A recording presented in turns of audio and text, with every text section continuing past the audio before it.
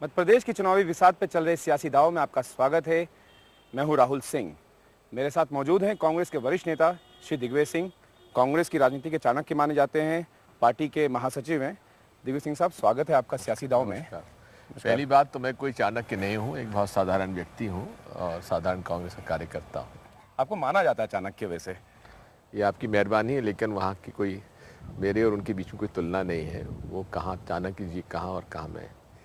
दिग्विजय सिंह साहब, पहले ग्वालियर में जब आप गए तो वहाँ आपने एक कमेंट किया कि मैं डूबता सूरज हूँ। उसके बाद इंदौर जाकर के आपने सहमति जताई कि डूबते सूरज से अपनी खुद की तुलना की थी। क्या वजह है इसकी? स्वाभाविक है कि संस्कार और हमारी संस्कृति तो यही कहती है कि हम लोग उगते सूरज को ही पूजते हैं और इसीलिए हमारी तरफ से हमने यही कहा कि आज समय परिवर्तन का है लीडरशिप में और हम चाहते हैं कि ज़्यादा से ज़्यादा नए लोग सामने आए, युवा लोग सामने आए। यही मेरा प्रयास था। आप एक समय प्रदेश की राजनीति की धुरी थे और अब एकाएक जैसे ही चुनाव आए तो एकाएक आप प्रदेश की राजनीति के हाशिए पर पहुंच गए। तो ऐसा लगता है कि आप मतलब अनुभव को दरकिनार किया जा रहा है राजनीति में? ऐसा नहीं है। मैं तो जहाँ तक मेरा प्रश्न है, मैं बहुत दिनों तक लगभग 20 साल से ज़्यादा तक मैं पॉलिटिक्स में, मध्य प्रदेश की पॉलिटिक्स में रहा। अब नए लोगों को आने का अवसर मिलना चाहिए, इसलिए मैंने अपने आप को अलग कर लिया। दिग्विजय सिंह जी, रामेश्वर नीखरा जो वरिष्ठ नेता हैं यहाँ कांग्रेस के, उन्होंने कहा कि आप कभी अब प्रदेश की राजनीति में नहीं लौटेंगे। ये कभी जो शब्द है वो बड़ा खटक रहा है लोगों को। नहीं, बिल्कुल सही कहा। मैं कभी नहीं लौटूंगा राज की स्टेट की पॉलिटिक्स में। कोई मतलब राजनीति जो की संभावनाओं का नाम है, उसको देखते हुए भी आप? नहीं हो पाएगा। मैं स्टेट की पॉलिटिक्स में नहीं रहूँगा। टिकट की बात करते हैं, जो टिकट बटे हैं इस बार, आपको लगता है कि टिकट सही बांटे गए? टिकट बांटना कोई आसान काम नहीं है। इसमें असेसमेंट होता है, कोई मापदंड होते हैं, उसी के आधार पर, संभावनाओं के आधार पर टिकट दिए जाते हैं। कौन जीत सकता है, कौन नहीं जीत सकता है। इसलिए ये कहना बड़ा मुश्किल है कि कौन जीतेगा, कौन हारेगा। लेकिन इतना ही है कि सबकी सहमति से टिकट बांटने का प्रयास किया जाए। आपकी सहमति थी? क्या आपसे सलाह मशवरा किया गया? मैंने कोई नाम अपनी तरफ से नहीं दिया, लेकिन जहां मुझसे सलाह ली गई मैंने अपनी सलाह दी। सबकी सलाह ली गई उसमें टिकट बंटवारे में, लेकिन कोई फिक्स क्राइटेरिया नहीं दिखा उसमें। राहुल गांधी का जो एक फार्मूला था, वो फार्मूला कहीं ना कहीं किनारे पड़ा हुआ दिखा। ऐसा नहीं है। अधिकांश टिकट तो सबकी सहमति से ही हुए हैं। कुछ में विवाद है तो वो विवाद निपटाया जा रहा है। नहीं, कुछ इस तरह के विवाद जहां आरएसएस की पृष्ठभूमि से लोग आए, उनको टिकट दे दिया गया। बताइए, तो आरएसएस की पृष्ठभूमि से कौन आया? हनी बघेल, उन्होंने खुद अपनी एफआईआर में लिख करके दिया। सवाल ही नहीं उठता। उन्होंने खुद अपनी एफआईआर में लिखा है कि हम आरएसएस के कार्यकर्ता हैं। ना उन्होंने पहले एक एफआईआर। आपको बिल्कुल गलतफहमी है।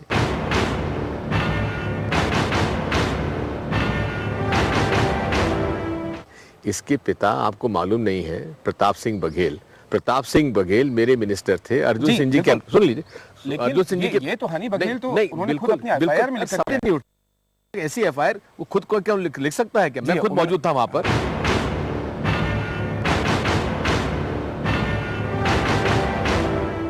आप कैसी बात कर रहे हैं राहुल? हनी बघेल जो है शुद्ध रूप से कांग्रेस में रहा है, यूथ कांग्रेस का अध्यक्ष रहा है। आप इस तरह की बात करेंगे तो फिर मुझे ये समझ नहीं कि मेरा कोई अनुभव नहीं है। आपको मुझसे ज्यादा अनुभव है। नहीं, बात अनुभव की नहीं है। बात कौन सी एफआईआर?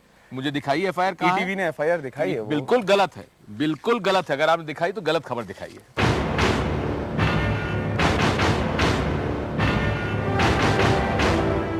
लेकिन जैसे टिकट बंटवारा हुआ, सामने पीसी शर्मा का नाम आया। भोपाल में बच्चा जानता है पीसी शर्मा जी, बिल्कुल कितनी मेहनत की उन्होंने। जी हाँ, बिल्कुल। उसके बाद उनको टिकट नहीं मिला। बिल्कुल, उनको टिकट मिलना चाहिए था। मैं तो इसके पक्ष का था। यहाँ तक कि जो विपक्ष के नेता हैं बीजेपी के, वो मानते हैं कि पीसी शर्मा जो है काफी सशक्त उम्मीदवार। बिल्कुल, मैं आपसे सहमत हूँ। अब ठीक है, उनको नहीं मिला, लेकिन वे एक कर्मठ कार्यकर्ता हैं, कांग्रेस में रहेंगे। लेकिन दिग्विजय सिंह जी, जब टिकट बांटे फिर टिकट काटे तो कहीं ना कहीं दिखता है कि कांग्रेस ने अपना होमवर्क नहीं किया। नहीं, होमवर्क पूरा किया था। 230 सीटों में 10-5 सीटों में ही ऐसा हुआ है, ज़्यादा सीटों में नहीं हुआ है। सांसद काफी नाराज रहे, उन्होंने मधुसूदन मिस्त्री के खिलाफ लामबंदी कर दी। मुझे इसकी जानकारी नहीं है। लेकिन कहीं ना कहीं आपको लगता है विवाद पहले की तुलना में इस बार विवाद कुछ ज्यादा दिखा कांग्रेस में टिकट बंटवारे को लेकर? ऐसा कुछ नहीं। यशोधरा राजे सिंधिया की बात करते हैं, उनके खिलाफ कांग्रेस ने कोई दमदार कैंडिडेट नहीं उतारा। शिवपुरी में सबसे ज्यादा दमदार कैंडिडेट वीरेंद्र रघुवंशी ही था। था जिसको टिकट दिया गया है। लेकिन माना जा रहा है कि सिटिंग एमएलए और पिछली बार बहुत कम वोटों से हारे थे। क्या ज्योतिरादित्य सिंधिया दमदार नहीं है? उनको खुद को लड़ना चाहिए था। ये माना जा रहा है कि जब भी ग्वालियर चंबल संभाग की राजनीति की बात होती है तो बीजेपी और कांग्रेस में नूरा कुश्ती चलती है सिंधिया परिवार में। ऐसा आप लोगों को लगता है? हम तो इसको नहीं मानते। तो यही वजह थी कि शायद ज्योतिरादित्य सिंधिया नहीं उतरे यशोधरा के खिलाफ। नहीं, ऐसा है, वो कभी विधानसभा का चुनाव लड़ने का उन्होंने मन भी नहीं बनाया था, तो उनको काहे को, जब वो पहले से ही केंद्र में मंत्री हैं, मेंबर ऑफ पार्लियामेंट हैं, तो फिर विधानसभा चुनाव क्यों लड़े? अगर सीटों की बात करें तो टिकट वितरण की बात करें, ऐसा कोई समीकरण नहीं दिख रहा जहां लग रहा है कि कांग्रेस पूरी ताकत से चुनाव लड़ रही है। शिवराज सिंह चौहान को वॉकओवर दिया गया है, बहुत ही वीक कैंडिडेट उतारा उनके खिलाफ। तो कहीं ना कहीं शिवराज सिंह चौहान के खिलाफ विदिशा में तो अच्छा कैंडिडेट है। यहाँ पर हो सकता है कि नया कैंडिडेट है, लेकिन वो देखिए कैसे चुनाव लड़ता है, हमारे पूरा समर्थन उसको रहेगा। आपने अपने पुत्र को जयवर्धन को राजनीति में लेकर आए, क्या वजह है? मैं तो नहीं चाहता था कि वो राजनीति में आए, लेकिन जब उसने इच्छा जाहिर की, मैं रोकना भी नहीं चाहता था, लेकिन मैं नहीं चाहता था कि वो राजनीति में आए, लेकिन अब आ गया है तो ठीक है, उसका जीवन है, उसको जीने का पूरा अवसर है। अगर उसने तय किया है कि राजनीति में रहना चाहता है तो काम करे। जयवर्धन जी ने आपसे चर्चा जरूर की है राजनीति में आने से पहले, क्या बताया उन्होंने आपको कि क्या करना क्या चाहते हैं वो राजनीति में? वो सामाजिक क्षेत्र में काम करना चाहता है, और जिस प्रकार की उसकी शिक्षा हुई है उसको वो जो ग्लोबल जो प्रैक्टिसेस हैं उसको वो गांव और शहर में जो हमारे कॉन्स्टिट्यूंसी में उसको उतारना चाहता है। जैसे कहा जाता है ना, थिंक ग्लोबली एक्ट लोकली, उस आधार पर राघोगढ़ विधानसभा क्षेत्र में वो मूलभूत ऐसे परिवर्तन करना चाहता है जिसमें लोगों को रोजगार मिल सके और लोगों की समस्याओं का हल हो सके। आप क्यों चाहते थे कि वो नहीं आए राजनीति में? क्योंकि सबसे कठिन अगर कोई क्षेत्र है, कोई करियर है तो राजनीति का है, और मैं चाहता था कि उसको राजनीति का हर पहलू है उसको मैं उनको बताऊं, ताकि वो उसको बाद में ये कहने का मौका ना मिले कि मैं तो नहीं चाहता था, आपने मुझे इसमें डाल दिया। वो डिफिकल्ट पहलू जो शायद आज अब अनुभव कर रहे हैं अभी नहीं, वो तो उसको बड़ा प्रसन्न है, तो बड़े मजे से काम कर रहा है। कांग्रेस के एजेंडे की बात करते हैं, जैसे कांग्रेस का पहले एजेंडा किसान, आदिवासी, वो कहीं ना कहीं 10 साल में बीजेपी में क्रांतिकारी परिवर्तन आया है, वो उसने टेक ओवर कर लिया कांग्रेस का एजेंडा। कौन सा ऐसा काम किया है भाजपा ने गरीब के लिए, मैं जानना चाहता हूँ। एक योजना बता दीजिए जिसमें कि उन्होंने गरीबों के लिए कोई काम किया हो, कोई योजना बनाई हो। उनके कार्यकाल में गरीबों की संख्या बढ़ी है, कुपोषण के से पीड़ित लोगों के बच्चों की संख्या बढ़ी है, गाँव के जो हालात थे और बिगड़े हैं, गांव की समस्याएं बढ़ी हैं, गांव के चुने हुए प्रतिनिधियों के अधिकार उनसे छीन लिए हैं। कौन सा ऐसा काम है जो उन्होंने गांव और किसान के लिए किया है, गरीब के लिए किया है? सिर्फ एजेंडे की बात नहीं है, आप देखें तो आइकन जो हैं जो कांग्रेस जिनको भुला चुकी है, जैसे सरदार पटेल जी, उनको भी टेक ओवर करते जा रही है। उनके पास उनकी दिक्कत समस्या ये है कि उनके पास इतिहास में कोई ऐसा कोई आइकॉन नहीं है जिसको वो अपना बता सकें। हेगडेवार से के साहब को तो बताकर वो वोट मांग नहीं सकते, गोलवलकर साहब को नाम लेके वो वोट मांग नहीं सकते, तो क्या करें? पहले महात्मा गांधी को उन्होंने अपनाने का प्रयास किया, जिस विचारधारा ने महात्मा गांधी की हत्या की, आज महात्मा गांधी का नाम ले रहे हैं। सरदार पटेल साहब जिन्होंने कि आरएसएस को प्रतिबंध लगाया, उसी का वो श्रेय लेना चाहते हैं।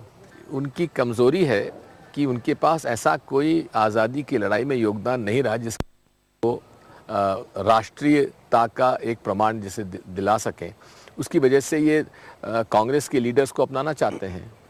प्रदेश की राजनीति की बात करें, आप शिवराज सिंह चौहान को क्रेडिट नहीं देना चाहते? सोशल इंजीनियरिंग का जो आपने एक एजेंडा था आपका, वो उन्होंने आगे बढ़ाया, और कहीं ना कहीं अब कौन सा सोशल इंजीनियरिंग कर लिया शिवराज सिंह चौहान ने? पहले कभी भी मुख्यमंत्री निवास में नाई का वहाँ पे दरबार नहीं लगा, वहाँ पर उनकी ये जितने पंचायतें हुई, उन पंचायतों का निर्णय क्या हुआ, उसका पालन क्या हुआ? मैं चिट्ठी लिख के भेजी मैंने उनको कि जरा मुझे बता दीजिए कि आपकी जो सामाजिक पंचायतें हुई थी उसमें निर्णय क्या हुआ और उसका पालन क्या हुआ? सिफर। ये नौटंकी और नाटकबाजी से थोड़ी कोई पॉलिटिक्स चलती है। तो ये तो मानते हैं कि कहीं ना कहीं बीजेपी ने जो कांग्रेस का एजेंडा था, जो कांग्रेस का प्लान था, नहीं हमारा कहाँ एक बिंदु बता दीजिए जो शेड्यूल कास्ट के लिए उन्होंने काम किया हो, योजना बता दीजिए शेड्यूल कास्ट के लिए उन्होंने काम किया हो। आदिवासी के लिए उन्होंने कोई काम किया? एक योजना तो बताइए। उन्होंने तो कई आदिवासी नेता खड़े किए। और आदिवासी नेता तो अपने आप खड़े होते हैं क्योंकि आरक्षण है।